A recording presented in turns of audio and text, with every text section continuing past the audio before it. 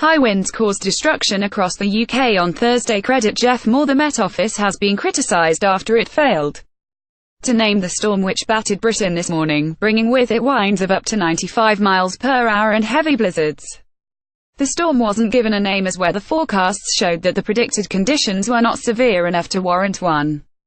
Many people were caught off guard by the ferociousness of the wind and snow, leading to some asking why it hadn't been identified like Storm Fionn the day before, despite warnings being issued. The weather caused travel chaos as roads and rail routes were disrupted by fallen trees and thousands of homes were left without power, according to the UK Power Network.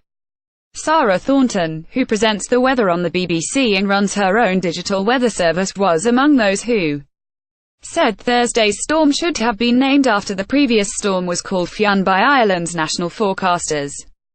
A lorry was also blown over on the M11 between junction 8 and 9. Credit Stephen Huntley. Ms. Thornton wrote on Twitter, "Frankly, it's a mess.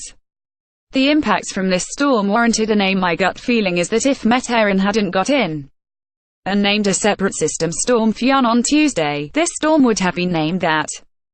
They should have moved on to Storm Georgina."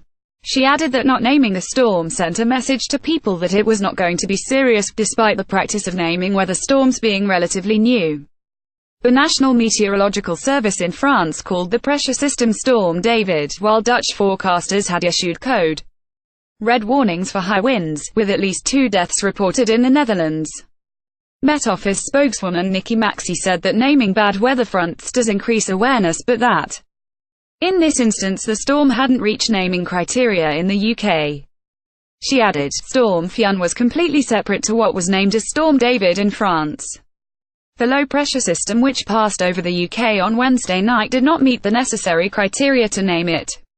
It did, however, meet the criteria in France, and it would not have made sense for us to give the same low-pressure system 2 different names. Tricky driving conditions are expected to continue through Friday with warnings of ice. Credit Paul Kingston. Weather warnings remain in place on Friday for ice and snow. Disruption is expected on the roads along with snow showers across western England and Wales. 3 yellow warnings are in place for Friday, with the worst affected areas being Scotland and western England. A yellow warning for ice is also in place until Saturday for northern and western parts of Scotland.